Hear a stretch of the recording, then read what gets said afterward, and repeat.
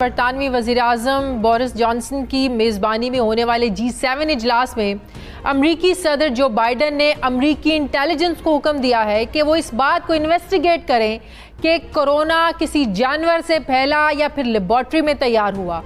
जनूब मगरबी इंग्लैंड में G7 सरबराही इजलास हुआ। वहाँ रहनुमाओं की जानिब से एक वाज़ेह दबाव था कि दुनिया में बिलखुसूस तरक्की पजीर ममालिक में चीन के बढ़ते हुए असर रसूख का मुकाबला करने के लिए कोशिशों को तेज़ किया जाए। उन्होंने बीजिंग के वन बेल्ट वन रोड मंसूबे के मुकाबले में एक नया मंसूबा शुरू करने पर गौर किया। इस ज़मन में कोई डिटेल्स तो अभी तक शेयर नहीं की गई, लेकिन दूसरी तरफ लंदन में अमरीकी सदर जो बाइडन ने यह कहा है कि G7 के इंफ्रास्ट्रक्चर मंसूबे में B3W के फंड्स चीन के वन बेल्ट वन रोड मंसूबे से ज़्यादा मसावात पर मबनी होंगे और ज़्यादा इससे शफाफ होंगे। उन्होंने कहा कि इस मंसूबे के तहत तरक्की पजीर ममालिक में इंफ्रास्ट्रक्चर की तामीर का काम किया जाएगा। चीन इंसानी हुकूक और आलमी उसूलों पर अमल दरामद के हवाले से जिम्मेदार बने। हमारा मुकाबला चीन से नहीं बल्कि दुनिया के दूसरे जो आमिर हैं उनसे है। जबकि इसके रद्द अमल में चीन ने एक बड़ा सख्त बयान दिया है। चीन का कहना है कि वो दिन गए जब छोटे ममालिक के गिरोह दुनिया की किस्मत का फैसला किया करते थे। लंदन में चीनी सफारत खाने के तर्जुमान ने एक बयान में कहा कि हम समझते हैं कि कोई मुल्क छोटा या बड़ा हो, ताकतवर या कमज़ोर, अमीर या गरीब हो, सब बराबर हैं। आलमी उमूर पर तमाम ममालिक की मुशावरत के बाद ही फैसले होने चाहिए। G7 ममालिक हैं, अब वो मंजर आम पर बहुत तेज़ी के साथ खुल कर आ रहे हैं। चाहते क्या है? नहीं चाहते। G7 ममालिक तो जो चाहते हैं सो चाहते हैं। अमेरिका क्या चाहता है? असल बात तो यह है G7 ममालिक में तो ऐसे लोग भी हैं जो चाहते हैं कि चीन का जिक्र ही ना हो, और कुछ ऐसे हैं जो चाहते हैं कि बराए नाम जिक्र हो। मगर असल सवाल अमेरिका क्या चाहता है? ताकत तो अमेरिका है, दुनिया की बड़ी इकोनॉमी आज भी अमेरिका है। दुनिया में टेक्नोलॉजी के बहुत से पहलुओं में, खासतौर पर दिफाई साजो सामान में आज भी वो सबसे आगे है। ठीक है, बड़ी ताकतें जब चीन के खिलाफ मुत्तहदा में नजर आ रही हैं, लगता है कोई नया ब्लॉक बन रहा है। पाकिस्तान का रोल आप समझते हैं बिल्कुल इसमें वाजे होगा? जी देखें, एक तो ये कि चीन खुद जो है वो ब्लॉक बनाने का हामी नहीं है। हाँ। आपने देखा होगा कि अभी तक उसने रूस के साथ भी ब्लॉक नहीं बनाया, हालांकि वो काफी उनका करीबी उनके आपस में अंडरस्टैंडिंग है, थोड़ा बहुत चपकलिश भी है। किसी भी मुल्क के साथ चीन ने अभी तक ब्लॉक नहीं बनाया, हत्ता कि नॉर्थ कोरिया जिसको वो बहुत अपना करीबी समझता है उनके साथ भी ब्लॉक नहीं बनाया।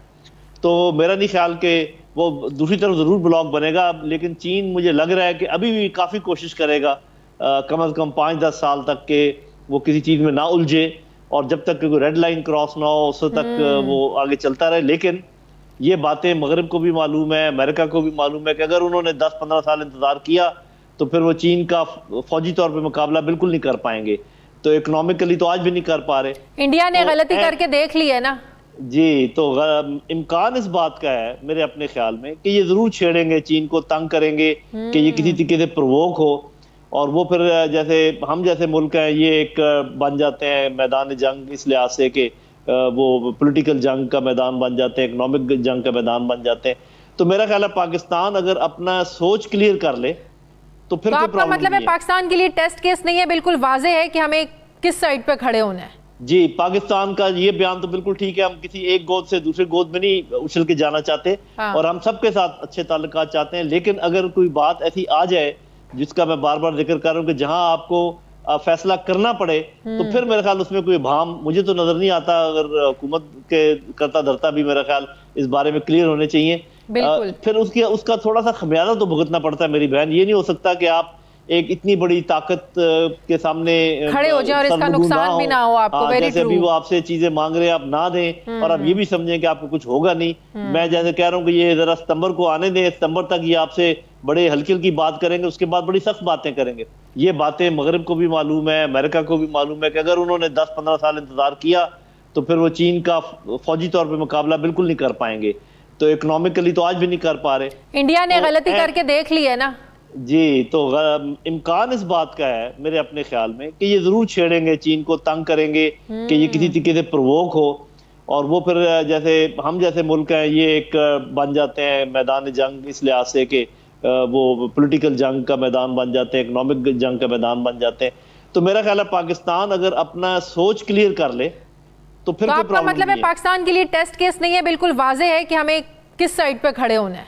जी, पाकिस्तान का ये बयान तो बिल्कुल ठीक है, हम किसी एक गोद से दूसरे गोद में नहीं उछल के जाना चाहते। हाँ। और हम सबके साथ अच्छे ताल्लुकात चाहते हैं, लेकिन अगर कोई बात ऐसी आ जाए जिसका मैं बार बार जिक्र कर रहा हूँ कि जहां आपको फैसला करना पड़े, तो फिर मेरे ख्याल उसमें कोई भाम मुझे तो नजर नहीं आता। अगर हुकूमत के करता धरता भी मेरा ख्याल इस बारे में क्लियर होने चाहिए।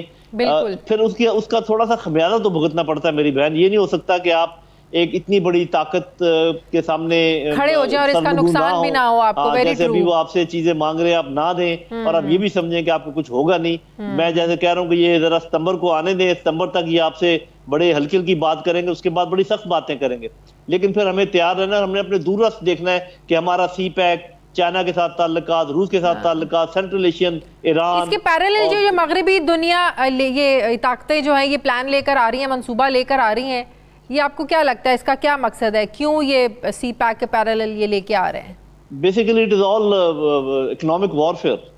क्योंकि ये जितने भी बड़े ताकतें ये एक्सप्लॉइट करते हैं छोटे मुल्कों की रिसोर्सेज को, वहाँ की मैन पावर को। तो जब इनको ये लगता है कि कोई कंपटीटर आ गया है तो फिर वो प्रॉब्लम होता है। तो ये सारी टर्फ वॉर है, सारी इकोनॉमिक वॉरफेयर है, पॉलिटिकल वॉर है।